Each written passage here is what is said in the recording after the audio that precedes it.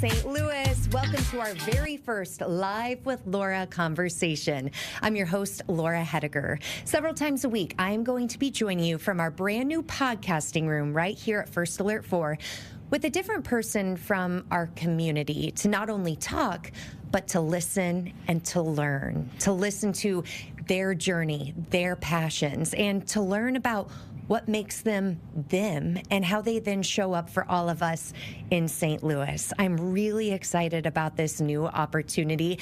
And one of the reasons I'm the most excited about it is because you get to join us whenever it makes sense for you. I know we all live in a very busy world. Maybe you don't have time to sit down right at 9 o'clock to watch Great Day St. Louis or 5 o'clock for the news. What's awesome about this is you can turn us on when it makes sense for you. Yes, this will be airing live from 10:30 until about 11:30, but then it's going to be on different podcasting forms and platforms where you can turn us on whenever you have time. So thank you. It's going to be a lot of fun, and I'm really excited to get going with our very first guest. If you have watched Great Day St. Louis over the years, then you have grown to not only trust our first guest, but to also really value what he has to say. It's Dr. Tim Jordan. He is here with us live this morning, a behavioral and developmental pediatrician. Dr. Jordan, it's good to see you. You too. And thanks for having me to be the first guest. It's a nice honor. Well, the honor is mine because you host your own podcast called Raising Daughters, and you just told me you are approaching about 400 episodes. Yes.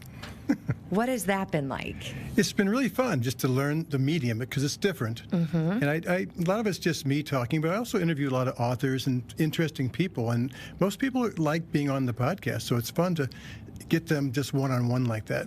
And to have more time. Yeah. Right. Let's talk about your background a little bit. You are now a developmental and behavioral pediatrician. You have authored 7 books. You have your own camp. This is all amazing, a fantastic career. What's your origin story with it? Well, I was the third boy in a family that had 5 younger sisters. And so when I went away to college, I didn't really know what I wanted to do, other than I knew I wanted to work with kids because I worked at summer camps as a kid. I did all kinds of things. And so I finally decided to become a pediatrician and did that training. And then I lots of things came across my path, that kind of readings and books and things about the developmental behavioral stuff. That was always an interest of mine. So I did a 2-year fellowship, a year in Oregon, a year in Boston. Came back and did general peds for a couple years and decided it wasn't the lifestyle that I wanted. And I had 3 little kids by then. It was just very time intensive, on call every other night, every other weekend. And so anyway, I started what I do now. I've done for a long time. So I function as a counselor. So I only 2 days a week now. I see girls in my office with a range of issues. Mostly girls in middle school, high school, and even college. So that's like the professional part. But then we do weekend retreats, we do summer camps, I do the podcast, we travel and give talks about a dozen times a year. So we do a lot of things. I've known you for a decade. I had no clue you were one of 8, and I definitely didn't know you had 5 younger sisters. Yes. And you call yourself a counselor. Yeah. Were you a counselor when you were growing up with the 5 younger girls behind you too? More like a playmate, babysitter, than a counselor. Your house was busy and loud. It was, but I think I did learn about being with girls. I think I learned how to be safe and that. I think that's one of the many gifts I received from growing up is that. And we're so thankful that you did receive that gift, because what I find so interesting about you is that your podcast is called Raising Daughters. It could have been raising kids, raising children, raising sons, daughters, but you specifically and intentionally decided to go with Raising Daughters. What have you learned through your long career of working with kids where you knew that specifically young girls and parents of younger girls needed more help and more advice? Well, probably a lot of ways. One of them is just what I was seeing in my office practice.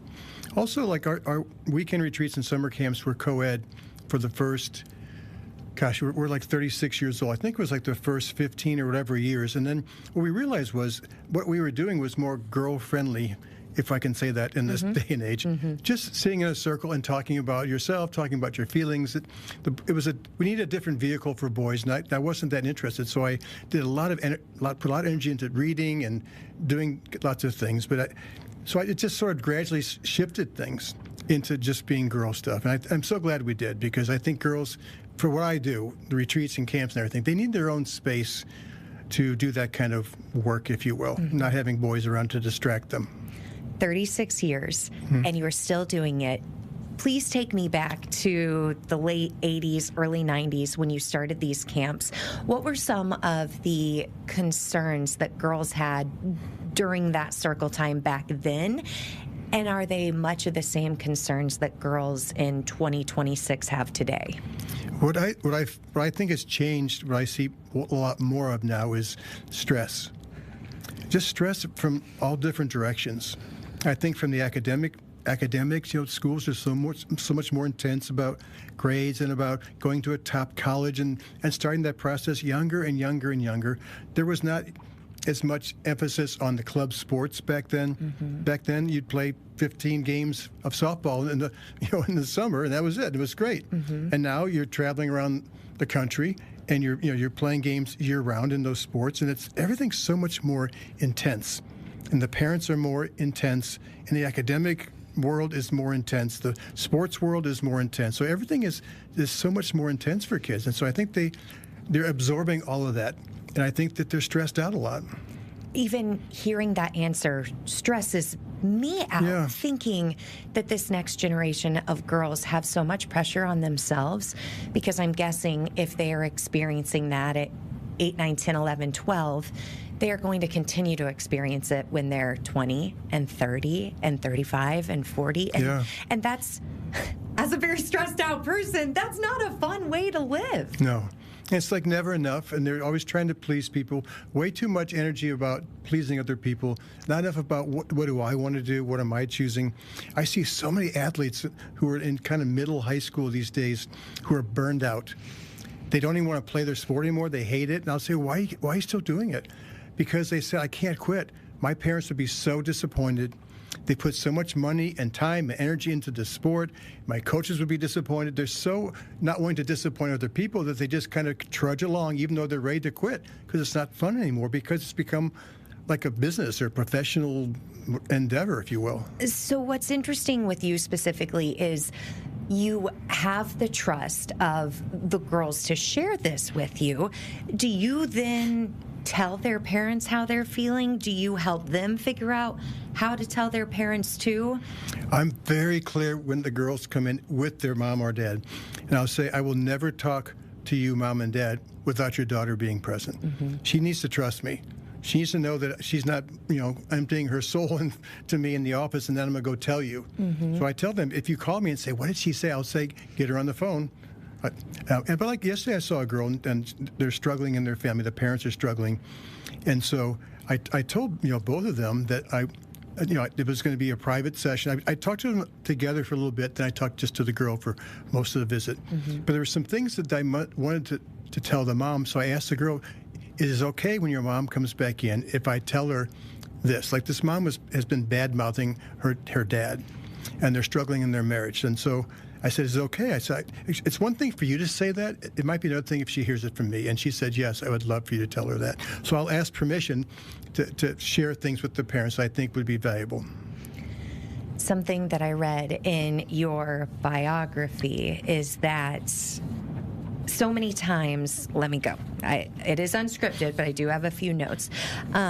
You said that many relationship problems adults deal with actually stem back to their childhood.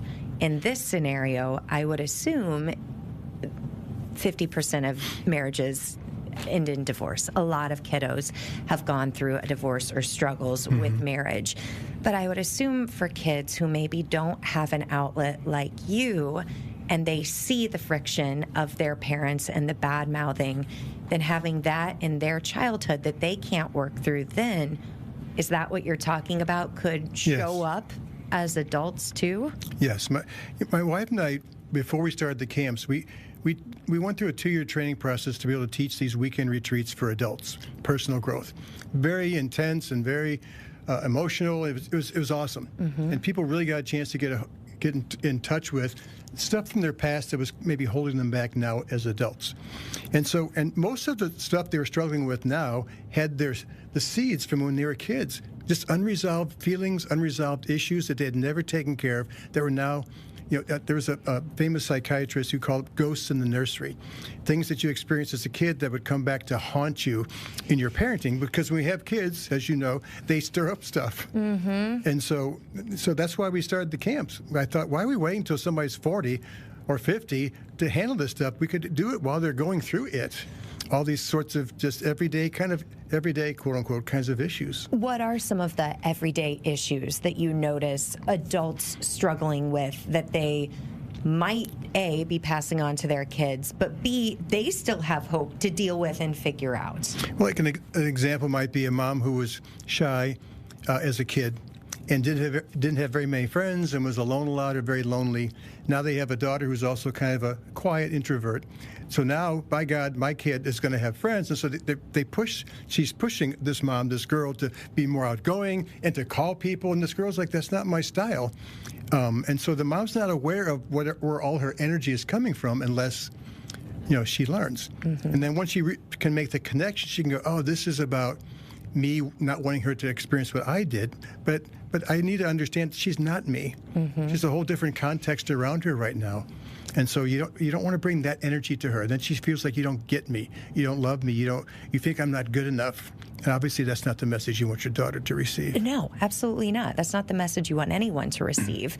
That kind of segues into what we discussed on the show today, where parents can have a tendency to project their own dreams that maybe they did not get to live out onto their kids and force their kids to follow their passions, even if that's not who they are. So I think that's a really good chance for us to take a quick break, give our sponsors some love, and we'll be right back with Dr. Tim Jordan, our very first guest on Live with Laura. We'll be right back. Welcome back to the very first Live with Laura. I'm Laura Hettiger, joined by Dr. Tim Jordan. Just getting started on our conversation about his background and also the work he does with young girls in the St. Louis area. On today's Great Day St. Louis, we had an interesting segment about how parents can tone down their dreams and aspirations for their kids and really help their kids figure out what their passions may be. In reality, that sounds great. In theory, that sounds great. Yeah. In reality, how do we do that? Well, first of all, I think I'd like for parents to trust the process of life. It sounds kind of weird, but the sense that we're not in control of our kids' destiny, their path. And if we are, I think that ends up being restrictive. All of us have different ways how we got to where we are. And it's not a straight line, even though we're trying to put all of our kids on a straight line today. When I ask girls, I'll ask them a question like, well, what kind of grades do you want? Because they're stressed out with school. I say, what kind of grades do you want? And they'll say, well, A's, like you idiot. And they don't say that, but I can see it. I'll say, well, why do you want A's? And then it gets interesting because they'll say, well, because I want to go to a good college. And I say, well, why do you want to go to a good college? Or not a good college, a top college. And this is a lot of girls who say this. And they'll say, well, so I can get a good job. Why do you want to get a good job? So I can make a lot of money. I'm thinking that's like the path that the educational system is putting our kids on. Like, we're pushing kids really early now to know what your major is. If you're a junior in high school, you don't know what your major is in college, you're behind. And I think the kids are absorbing that, I think, unhealthy path where everything is about making money, or being rich, being famous, all those kinds of things, as opposed to what do you like to do? What turns you on? What are you interested in? Because if you follow that at every age, you'll experience a range of things, and those things eventually. I developed what I call a dot theory years ago. Where I always ask girls, I say, do you ever done one of those connect the dot drawings? And they'll say, oh, yeah. And I'd say, I'll put some dots on a page. I'll say, if you look at that, what is it? And they'll say, I don't know. So then you connect the dots by the numbers, right? 1, 2, 3, 4, 5. Oh, it's going to be a clown. Oh, it's a clown. So at some point, enough dots connect where a picture emerges. I say, that's how you find your thing. I tell them in life. So you don't need to know the final picture, even though I think the culture and your families and your parents and the educational system is saying, you should know, as opposed to saying, I'm just going to be open to opportunities to cross my path, dots. It could be a class in school. It could be a sports team. It could be reading a biography. It could be meeting someone for a cup of coffee. It could be all kinds of things. It could be rock climbing. And you don't do it because someday, you do it because it just came across my path. I'm drawn to it. Seems like fun. I don't know. So you do it. And then that leads to another dot, and another dot, another dot. And eventually you get old enough where you can look back and go, oh, I can see now how that started to connect. And you don't need to force it. I think we're encouraging our kids to force it as opposed to saying, let your life unfold. I am going back to my own childhood because when I grew up, I'm from a small town in southern Illinois. Our very first mall and closest mall was St. Clair Square. I hated shopping, hated it. Things have changed. So to pass the time, I would go up to people and interview them about what they were shopping for, if they had found any deals that day, who they were with, everything that made me stop trying on the jeans that my mom wanted me to try on. Basically. Oh, you're just doing it for fun? Yes, I would absolutely doing it for fun. And I mean, I was 6 or 7 when I was doing that.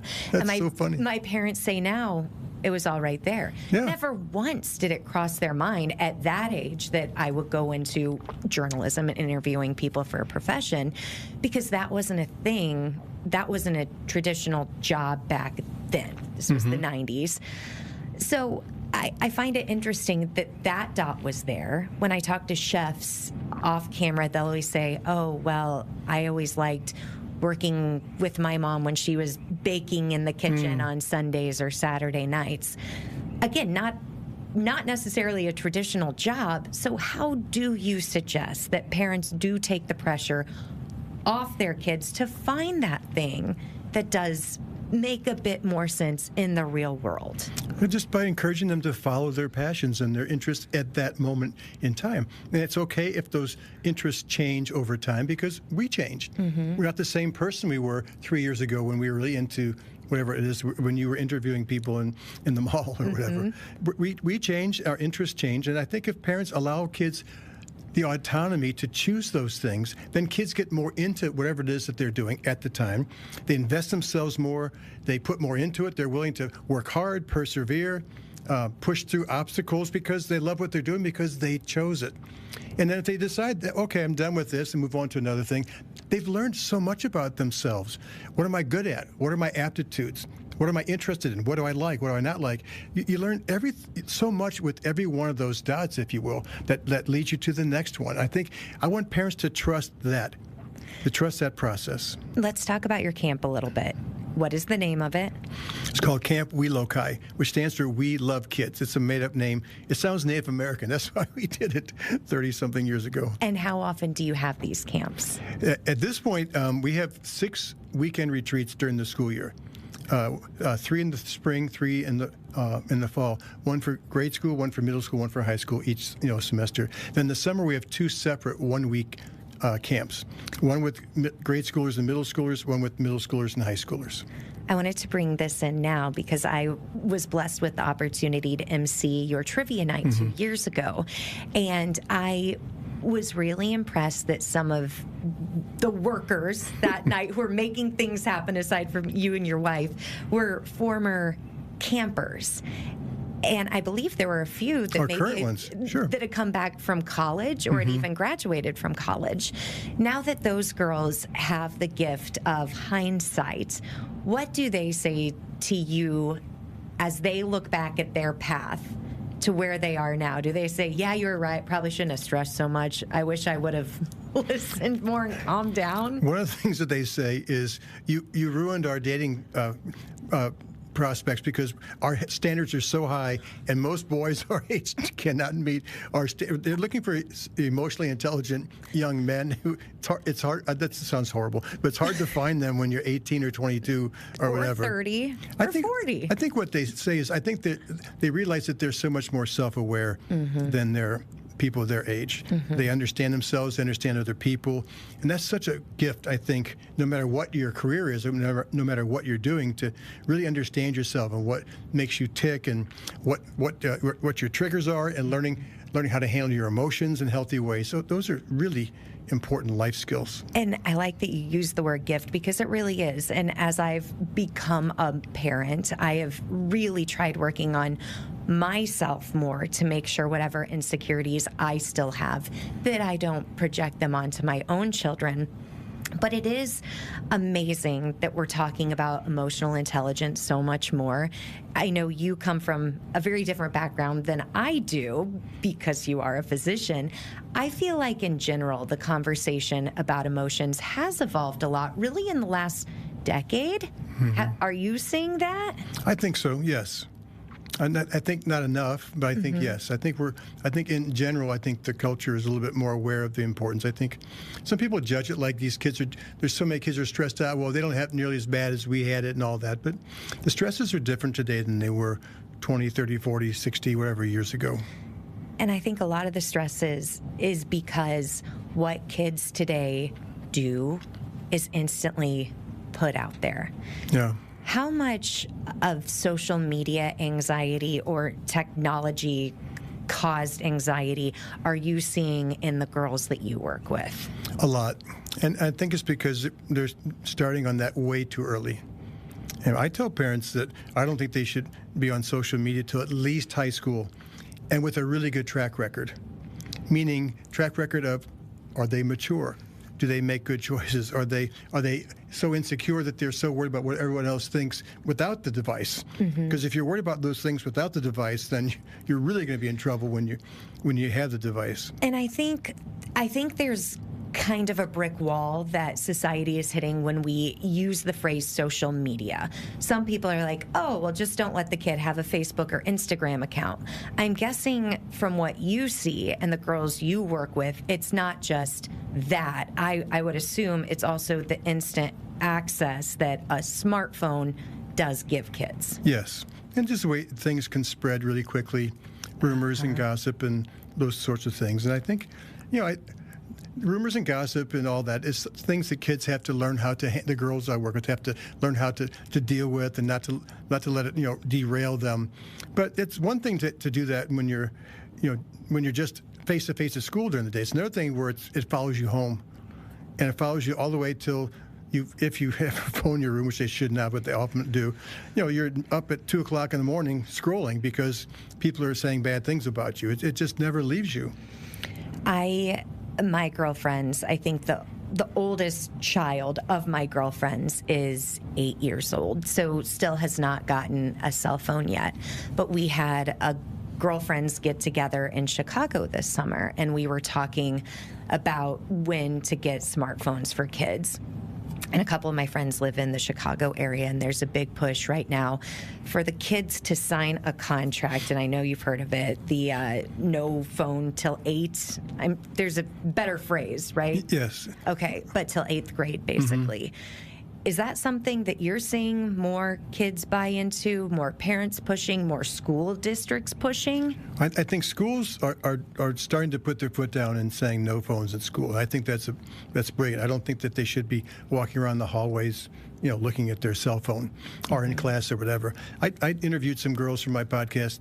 They're in college, some women, I guess, and they're in college. And they were talking about how it's so hard to meet people at college. I said, you go to a zoo, there's 30,000 whatever people here, and what they say is people are walking around campus looking at their phone, and they're a lot of times with their earbuds in. They sit down before a class, and they're all are on their phones. Class is over, they get up, and they're on their phones.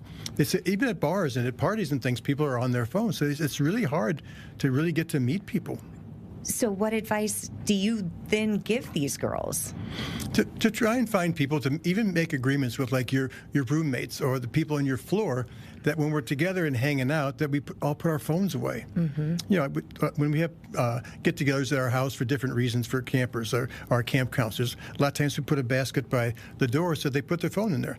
I run a group for high school girls that meets every 2 weeks, and so when they walk in, they put their phones on my desk. because they know that we're not going to be going, and then everybody looking down, because they want to be totally focused on each other for the hour and a half. So I think they can make agreements with each other because they all feel it. They don't like it, but, it's just everybody's doing it, so I guess I got to do it. And I think, especially if they're doing it in these hour and a half settings with you, with the girls you work with, then maybe they go back to their own group of friends and say, hey, let's try this. And then there's almost a network effect then of different groups trying it, and then they'll realize we can all survive without instantly checking Snapchat. It'll be okay. Yeah. When they come to our camps in the summer or the weekends, at the check-in table, we always say, where's your phone? And, oh, my God, they have all kinds of excuses. Well, I need it for an alarm clock, or I need it to wait, this or that. We're like, no, you don't. No, we'll wake you up. And so literally, it's like handing over their bag of crack. They'll hand it to their mom or their dad. And I can tell you, at the end of a week of camp, we'll ask, especially the high schools, will say, did you miss your phone?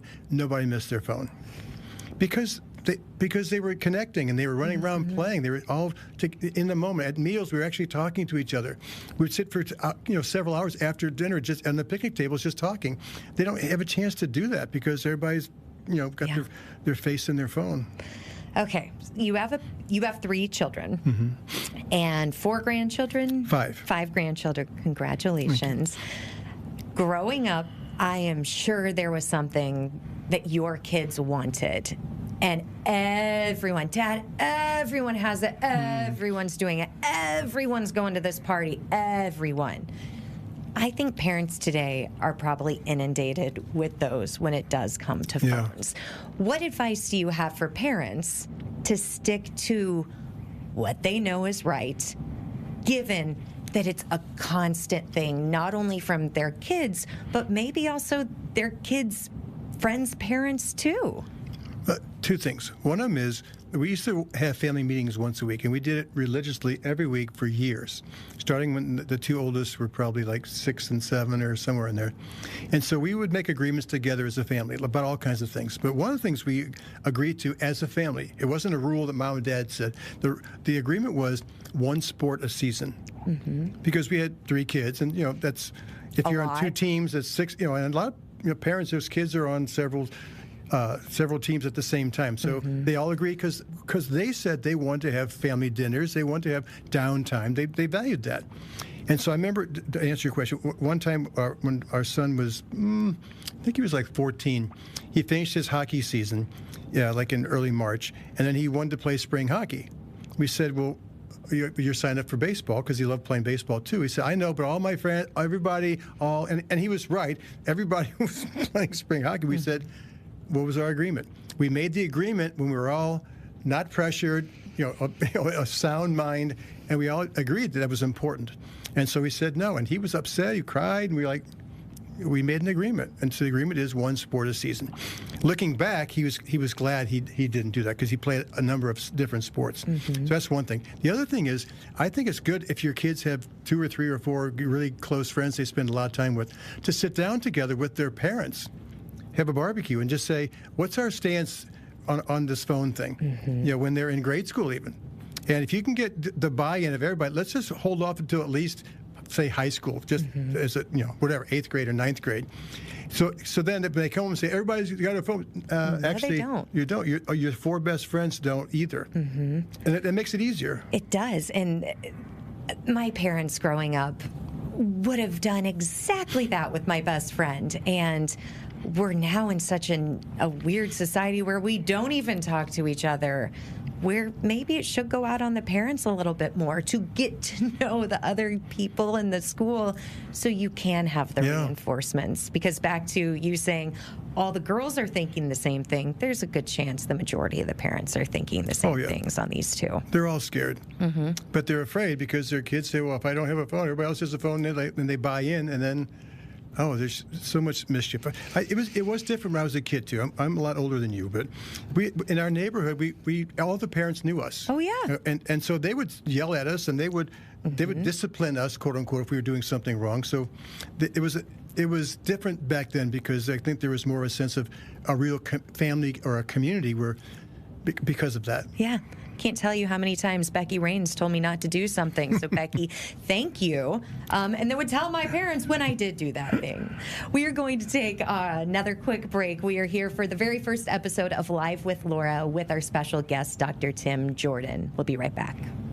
We hope all of you are having a great day. It's been a great day here at First Alert 4 as we are expanding our streaming platform with this show, Live with Laura. I'm Laura Hettiger. We have about 10 minutes left of our first episode, being joined by Dr. Tim Jordan, a local behavioral and developmental pediatrician who, Dr. Jordan, you've dedicated so many years of your life and your career specifically to working with young girls. I think that's amazing, as I am now raising a daughter. And something that keeps sticking out to you is emotions. What do you mean by girls and emotions, and how we can be better at handling them? Right. What I mean by it is there's just normal ups and downs of life. And I also think their lives are more stressful than mine was, more complicated than mine was in a lot of ways. And I don't think that we've done a good job of teaching them how to handle their emotions, how to learn from them. One of the things I saw a girl recently who had just broken up with her boyfriend, and her parents' response, and they love, they're nice parents, they were trying to be helpful. What they're saying is, it's okay, you'll get over it. And it's kind of like, I don't want to get over it. I'm in the middle of my grieving, and she needed permission to be able to be sad and to feel whatever it is that came up, confusion, anger. She has a whole myriad of emotions from a normal breakup. But I don't think we give kids enough skills to do that. That they need to be able to step back from their lives, have some quiet time, without technology, to really be with themselves and to do some journaling or do some drawings. I have a wall in my office with all these different drawings that girls have done for me, like expressing some emotion. They're amazing. And you don't have to be a great artist to do that. Just finding vehicles to express yourself. What I told that girl, and I tell girls all the time, is what is unexpressed becomes unmanageable. The emotions aren't the problem. The problem is squishing them. Not expressing them, because they build up, and then they build up and they build up, and all of a sudden you're on overload, you're on overwhelm, and then it starts leaking out as anger, can't fall asleep at night, can't focus in school, anxiety, depression.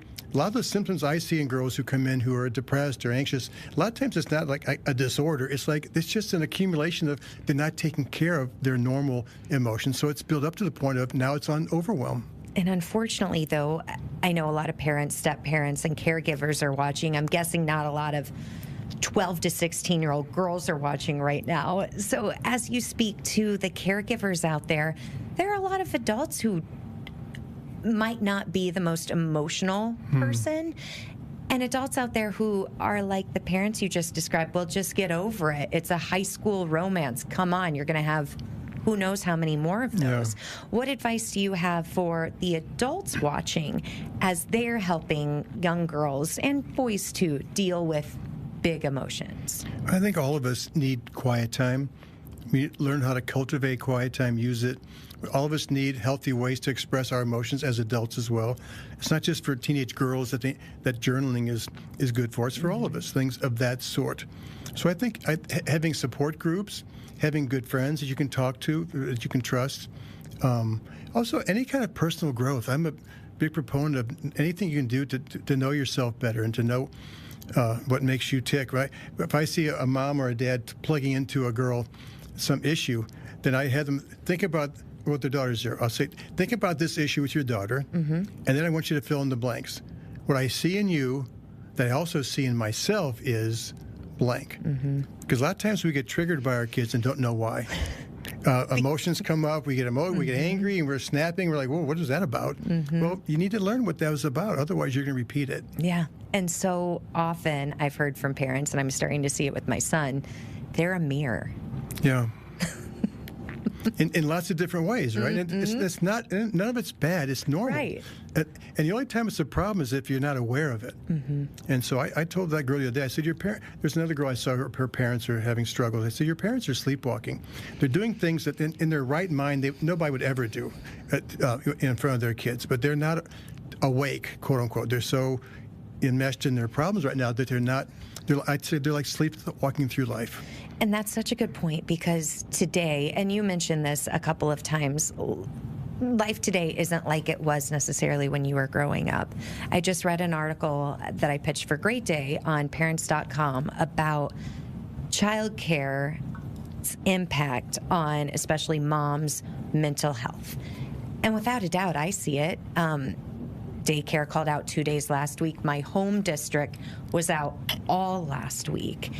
So in today's crazy, fast-paced world where sometimes the business world doesn't always appreciate that there's a family life too, it is really hard. And then parents are so overwhelmed that they are sleepwalking, just trying to figure out how to make ends meet.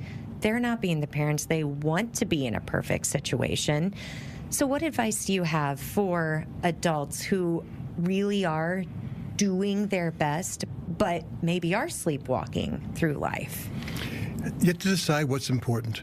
Ann and I do a visualization sometimes with parents. We have them imagine that they're walking on a pier, and then they sit down and they're looking back over the shore, and then we imagine that their kids are walking towards them, but they're like all grown up. They're like 25, 30 years of age. And we say, what do you want them to look like and be like at that age? What's your end in mind? Stephen Covey's one of his 7 habits.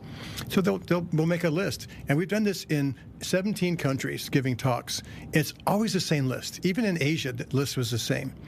And what is it? Well, just things like they want their kids to be happy. They want their kids to be fulfilled. They want their kids to be good parents. They want their kids to have friends. They want them to be close to their parents. They want them to, they want them to have all the things I think are normal things. Mm-hmm. And so then the parents can step back and say, are we parenting with that in mind? Are we parenting in a way that's going to help our kids grow up to be like that? And so I think sometimes we just all need to step back and decide what's really important. What do we want? What's our end in mind as an adult person in the workforce, as a mom, as a dad, and to get clear about that, and then to start making some difficult choices about what's important. And so that it's going to make me make some different choices if my end in mind is different than what I'm doing right now. And that's what the exciting thing about being a parent is. You can make a choice and make a change any day. Whatever you are doing today, you don't have to keep doing that tomorrow and the next day and the next day just because you're doing it now. You can pivot and talk to your kids to figure out how it's better for everyone. Yeah, that's why the family meetings that we did, and we've always taught those, were valuable because the whole family could sit down and say, what do we want? Mm-hmm. What's important to us as a family? So we're not making decisions based upon a knee-jerk, well, everybody else is, because a lot of times everybody else is, but is that what we want? And so if the family together says, this isn't like, our family said we wanted to have some downtime. We want to be home so we can hang out, play games, and have dinner together. So then we made some choices based upon that. So whatever your end in minds are, whatever your family decides is important, then that starts to guide your decisions as opposed to what's everybody else doing. Because of you, I have instituted family meetings in my family. I don't call them family meetings. I call them team meetings. And my son is just 2 and my daughter's 1.5 years. And we do these team meetings. Dr. Jordan, there will come a time, probably a few years from now, where they're going to say, why do we do this? And I'm going to say, because mommy's friend, Dr. Tim Jordan, says we should be doing it. And my son, I kind of think, likes these because it allows us to talk about what to expect over the weekend or the next few days. Yeah. So thank you for that advice, and thank you for sharing so many pearls of wisdom with our viewers today. You're welcome. Thanks for having me. What are you most excited about with your life as we wrap up? I rewrote a book that I wrote 20 years ago. It's called Keeping Your Family Grounded When You're Flying by the Seat of Your Pants. And I just made it into an audiobook, which I think will be done sometime in the next month or two. So I'm excited about that. I'm also starting to read. I wrote some children's books a while back. I tried to get them published and got rejected. So I'm going back and starting to write some children's books again. Well, once they are out, please come back to Great Day. We would love to see them. Thank you, sir. For sure. And thank you, friends, for joining us for the first Live with Laura. We will be back on Thursday ahead of the Super Bowl. Are you a Rams a St. Louis Rams fan? Yes, I'm not that into football, but do you remember when we won in 2000? The last second tackle? I was into it then. Mike Jones, yes, who made that tackle, he will be on the show on Thursday at 10:30 after he is inducted into the St. Louis Sports Hall of Fame tomorrow night. It should be a lot of fun. In the meantime, thank you for joining us, and make it a great day, St. Louis.